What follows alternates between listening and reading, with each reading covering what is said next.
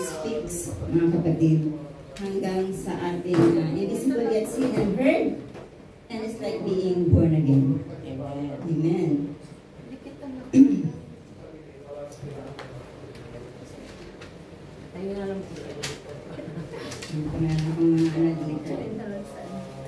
So, may katanungan po tayo dito na so, palagay niya, who was the keys to heaven, mga kapatid? Pedro. Si Peter nga, mga kapatid, diba si Peter? Kasi si Peter, siya ang inappoint ng ating Panginoon as a keeper or as, entrusted by God, si Peter. So, bigyan natin ng yung sa appointed meaning ay assign a job or a role. So, or assign the responsibility for being something, doing something to someone na ipinagkakatiwala sa atin. So, ito ay pinagkatiwala ng ating Panginoong Jesus kay Pedro, ang susi ng ating Kingdom of Heaven, mga kapatid.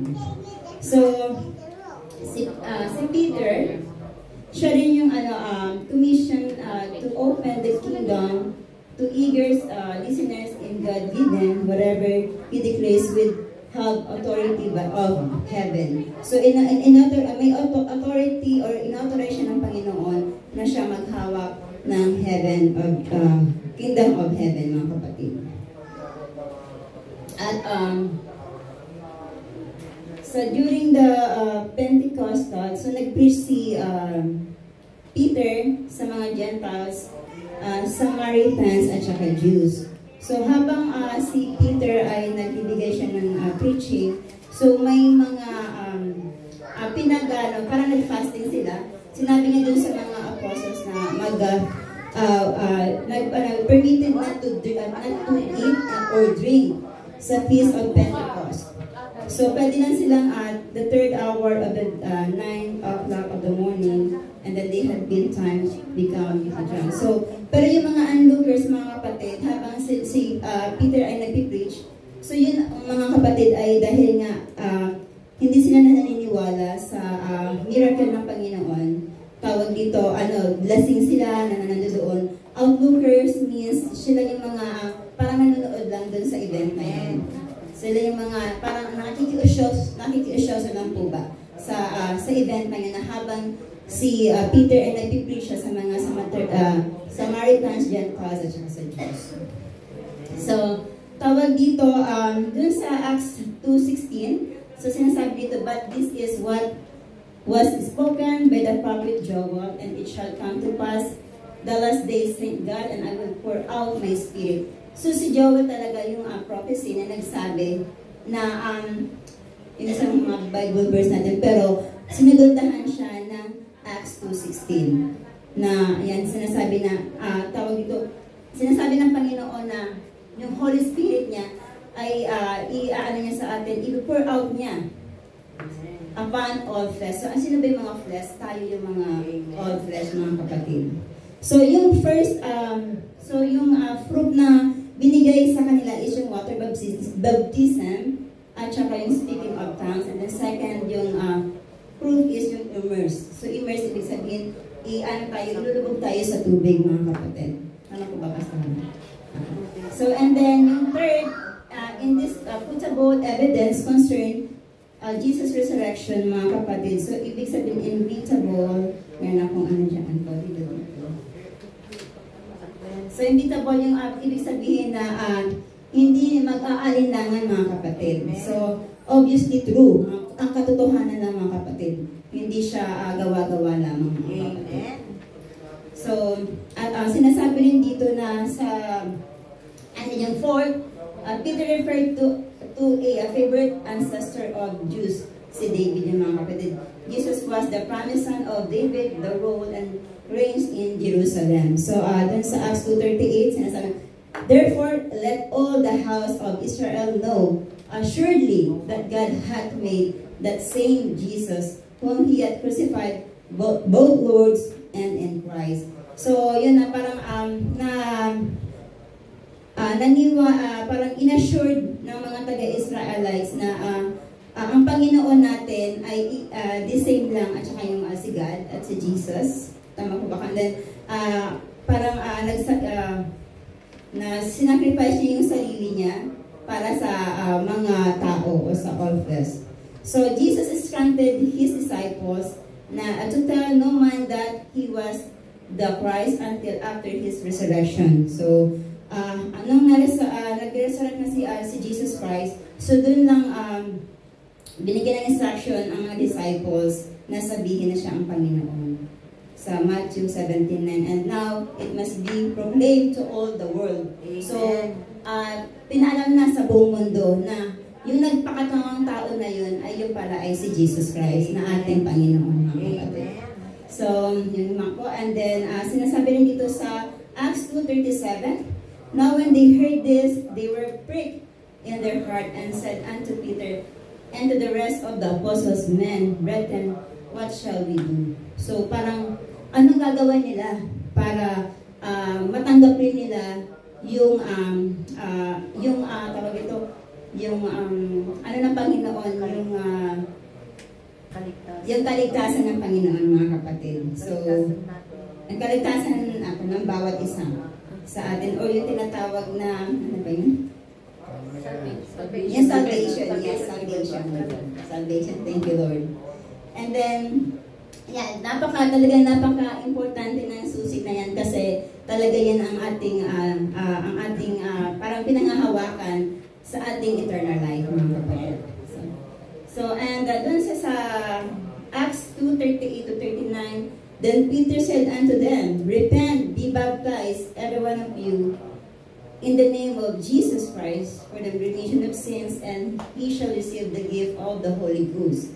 For the promise is unto you and to your children and to all that are afar off, even as many as the Lord our Lord shall call. So yun nga mga kapatid na bilang isang bilang Kristiyano, kailangan natin magsisi sa ating mga kasalanan at kailangan tayo mabaptize in the name of Jesus.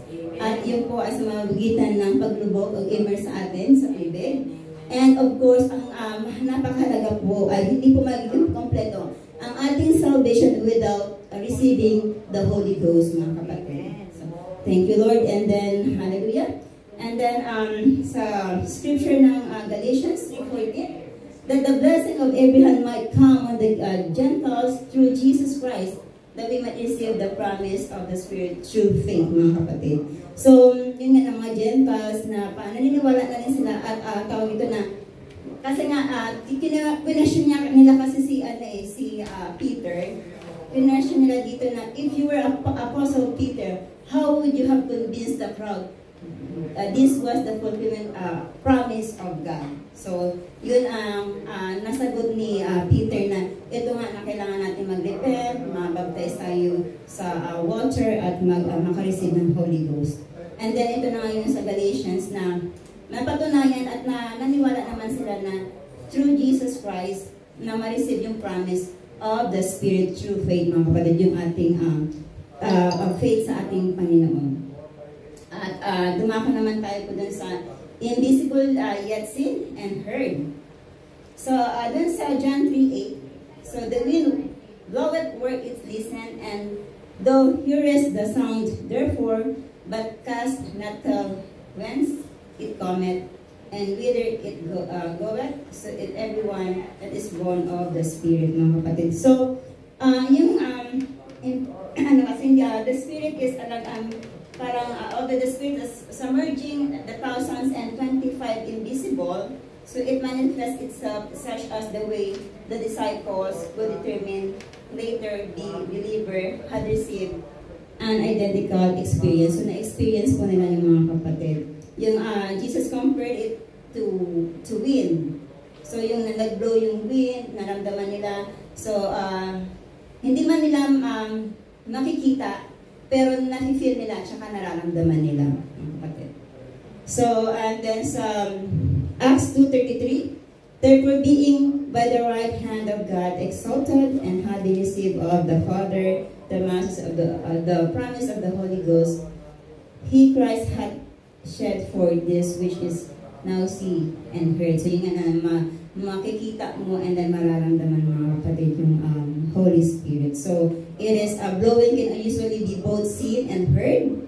With the winds blows, that dust rises from the street, the trees, but bend the leaves, rustle the winds of the sea, toss the clouds, sail across the sky. So yun po yung mga tawag ito, effect ng invisible effect ng ating Holy Spirit, mga kapatid. So then sa Colossians 2:4, my speech and my preaching was not with enticing words of man wisdom, but in demonstration of the Spirit and of the power. So yung speech ni Peter, yun ay authority ng ating Panginoon sa kay Peter para i-demonstrate the Spirit and the power of the Holy Ghost. So there's 3 instances are given in the New Testament that actually explain that what happened when people were baptized in the Holy Spirit. So on the day of Pentecost, Acts 2:4, and suddenly there came a sound from heaven as of rushing mighty wind, and it filled all the house where they were sitting, and there appeared unto the cloven tongue like as fire, and sat upon each of them, and they were all filled with the Holy Ghost, and began to speak with other tongues as the Spirit gave them utterance. So yun nga po mga kapatid, na nung time na sila na ay nagsisi, nagpabaptize na sila, ito ay na-receive na nila yung Holy Ghost, na yung speaking of tongue, mga kapatid, na yung fire na mararamdaman natin kapag based on my experience ko, every time na na-receive ko ang Holy Ghost, na pag ako nakakaganyan ako, mga kapatid ka, yung parang may liwanag at saka may init yung mararamdaman sa katawan mo, which is the Holy Ghost po yung mga kapatid. And then nag-slimmering yung tongue natin, na which is kahit na minsan pigilan mo, hindi mo mapigilan kasi the Holy Ghost still in us, mga kapatid. So, and then when when Peter preached the gospel to the Gentile household of Cornelius, so while Peter yet speak this word, the Holy Ghost fell on all them which heard the word, and they of circumcisions which believed were astonished, as many as came with Peter, because that is on the Gentiles also was poured out the gift of the Holy Ghost. So pati yung mga Gentiles, mga kapatid, na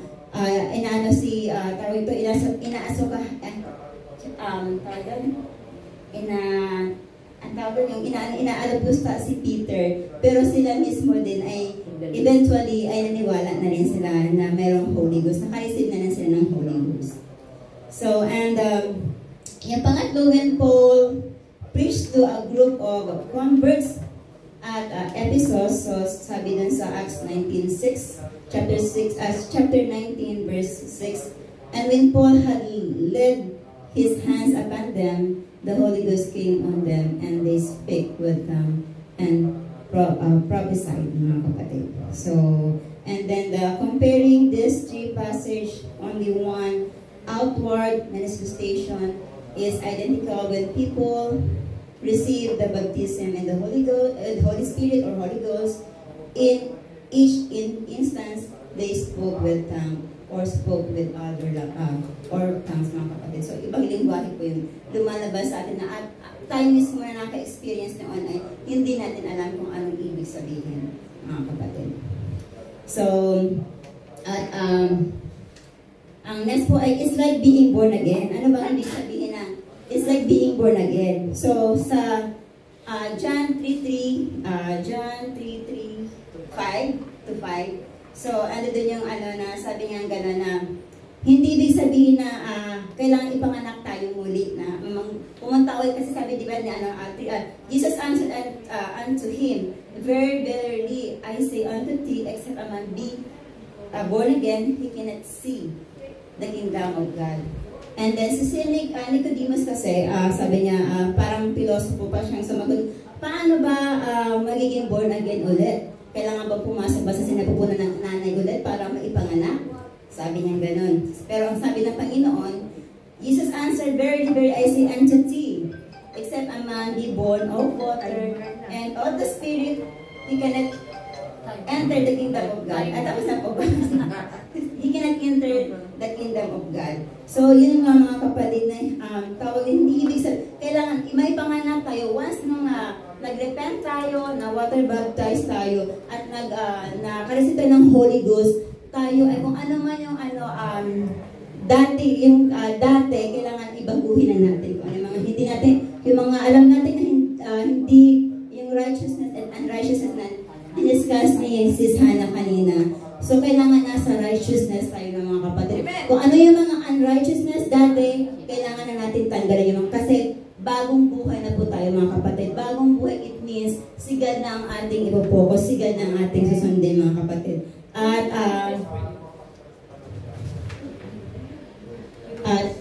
tawag dito, yun, actually meron po pastor. So, yun lang. At saka yung for men, for women, for the young, and for the old.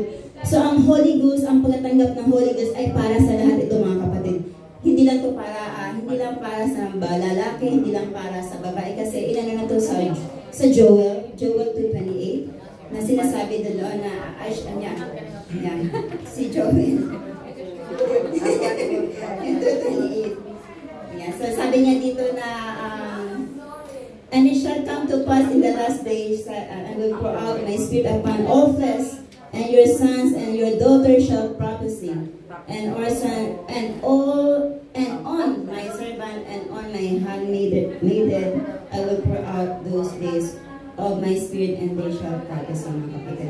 So yun po, tawag ito, lahat po tayo ay kailangan tumanggap ng Holy Ghost. Wala pong pinipili yan mga kapatid. Kailangan lang natin, kung hindi pa natin nasisip o hindi pa natin na-experience ang makatanggap ng Holy Ghost, try keep seeking God, and darating ang time na ma-receive natin yun. And then we have to surrender everything to God. Wala na tayo kailangan, kahit nakatitig, kailangan natin kasi hindi tayo maka-enter sa kingdom of God. Kailangan po, maraming salamat po. Extended time.